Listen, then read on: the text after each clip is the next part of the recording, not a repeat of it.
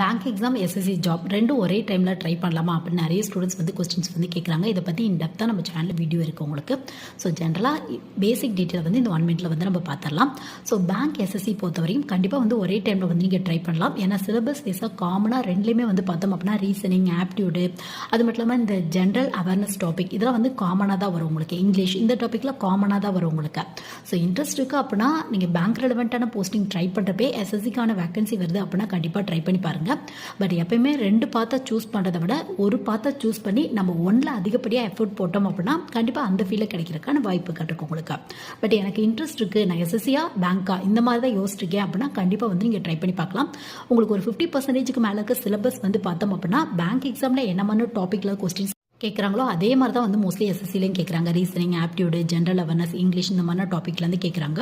But interest இருக்குது அப்படின்னா உங்கள் ஸ்கில், உங்கள் ஹார்ட் ஒர்க் பேஸில் கண்டிப்பாக வந்து நீங்கள் ட்ரை பண்ணி பார்க்கலாம். நிறைய